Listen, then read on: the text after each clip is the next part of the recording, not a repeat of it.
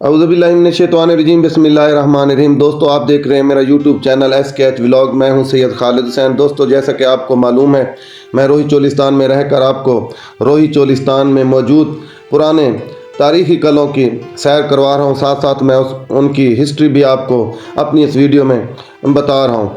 इसके अलावा दोस्तों, मैं रोही चोलिस्तान में रहकर वादी हाकड़ा की तहज़ीब और वादी हाकड़ा जो है ना पूरी मालूमात आपको अपनी इस वीडियो में बताने की कोशिश कर रहा हूँ। दोस्तों, आज मैं आपको वादी हाकड़ा के किनारे एक और किले की सैर करवाने जा रहा हूँ। जी हाँ नाजरीन, जिसका नाम मीरगढ़ है। मैं इस वक्त किला मीरगढ़ पहुँच चुका हूँ। किला मीरगढ़ दाखिली दरवाजे से दाखिल हुआ हूँ। नाजरीन, इस किला का जो अंदर दाखिल होने वाला गेट है वो भी किला जामगढ़ के गेट की तरह बनाया गया और वही डिज़ाइन जो है ना वो रखा गया है। मैं अब किला मीरगढ़ के गेट से अंदर दाखिल हुआ हूँ। यहाँ पर कुछ फैमिलीज़ और कुछ जो है सिक्योरिटी के मामलात हैं, जिनकी वजह से मैं कैमरा थोड़ा ऊपर रख कर इस किला का आपको अंदर से नज़ारा करवाने की कोशिश करूँगा। ये जी सामने आपको किला मीरगढ़ अंदर से दिखाया जा रहा है।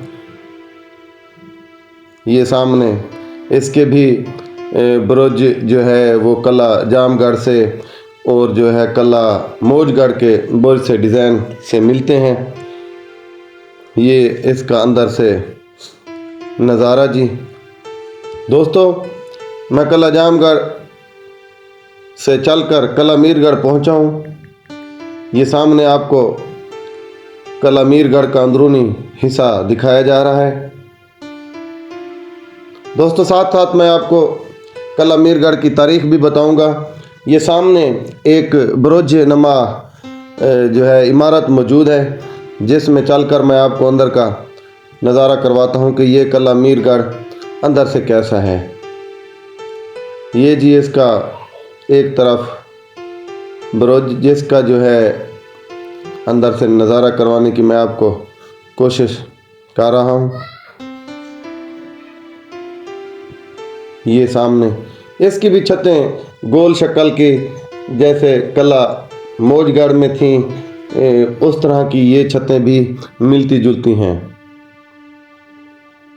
अब इस किला से निकलकर मैं अंदरूनी दीवार का आपको नज़ारा करवाता हूँ। बताया जाता है कि यहाँ से भी गारें जो हैं किला से बाहर जाती थी और दूर दराज के हिंदुस्तान के इलाकों तक ये गारें जो है ना यहाँ से निकलने वाली जाती थी।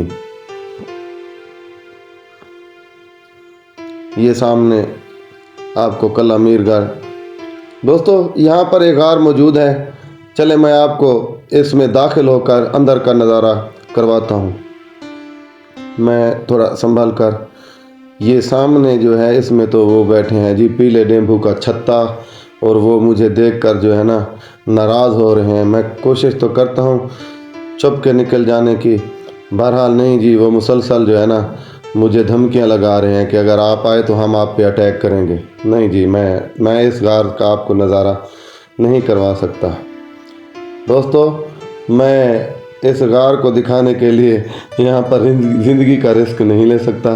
बहरहाल तो क्योंकि यहाँ पर बहुत बड़ा जो है ना वो भाड़ का जो है ना छत्ता बैठा था, पीले जो है ना वो ऊपर हैं जी। तो बहरहाल ये जो है जी किला मीरगढ़ का अंदरूनी मंज़र। यहाँ पर मैं आपको किला मीरगढ़ की मुख्तसर तारीख़ भी बताता चलूँ। किला मीरगढ़ सूबा पंजाब के ज़िला भावनगर की तहसील फोर्टाबाद से तकरीबन 15 किलोमीटर के फासले पर जानिबे मगरब वाक़ है। जाम खान के बेटे नूर मोहम्मद खान ने 1799 में इस किला को तमीर करवाया और 1803 में इस किला को मुकम्मल किया गया। इस किला की बैरूनी दीवार और हिस्सा पुख्ता हैं। एक दाखिली दरवाज़ा और 4 मीनार थे। दाखिली दरवाज़े के 2 हिस्से थे। बैरूनी दरवाज़े पर लोहे की सलाखें मंडी हुई थीं। फिर अंदर का दरवाज़ा था। किला के सैन में रिहायशी मकानात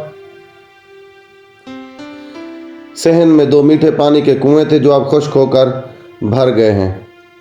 दोस्तों, इस वक्त मैं कला से बाहर निकलकर आपको कला की फसील की वीडियो बनाकर दिखा रहा हूँ।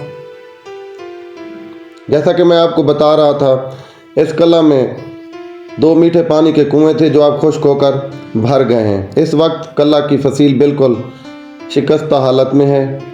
अंदर के मकानात मट्टी का ढेर बन गए हैं। इस कला की ऊंची दीवारें मट्टी से बनी हुई हैं। ये कला बहुत ही खस्ता हालत में है और महकमा आसार कदीमा की तवज्जो का तलबगार है। अगर इस कीमती विरसा की हिफाजत ना की गई तो ये बहुत जल्द रूए ज़मीन से अपना नक्शा मिटा देगा। ये कला मरोड़ से 18 किलोमीटर, कला जामगार से 7 किलोमीटर और कला दरावर से 132 किलोमीटर के फासले पर जानिब मशरक़ वाक़ है। दोस्तों, ये कला की जनूबी दीवार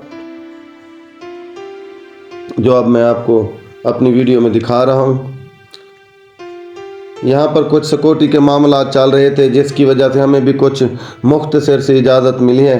दोस्तों, अब मैं इस कला के साथ एक रिहायशी मकान के मालिक के पास पहुँचा हूँ कि यहाँ का पानी पीकर चेक किया जाए कि ये जो है कैसा है यहाँ का तल, क्योंकि हम फोटाबास से लेकर कला दरावर तक इस बेड का जो है ना वो नज़ारा करते आ रहे हैं और इस बेड का जो है पानी भी पीते आ रहे हैं।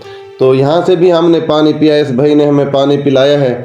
तो ये जो पानी है मिनरल वाटर से भी बहुत ज़्यादा अच्छा था।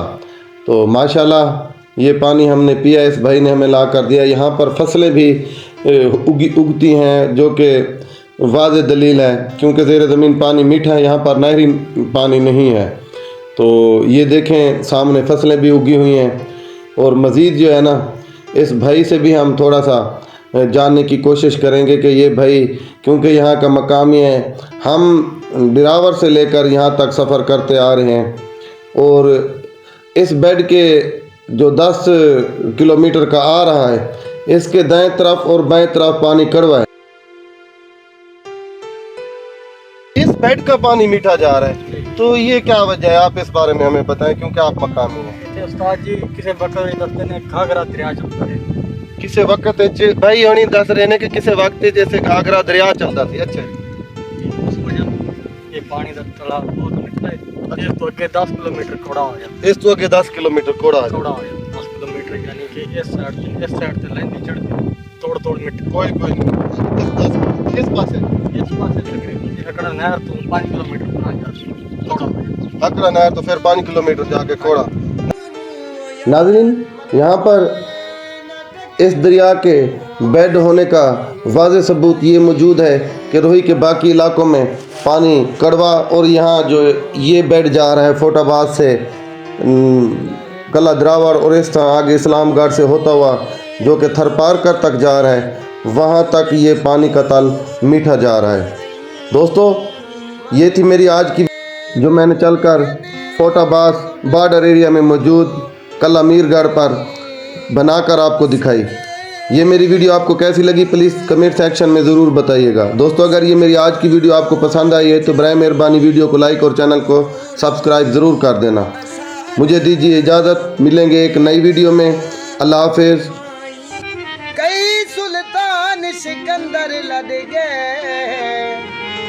बादशाही दस्ताना, कई बोल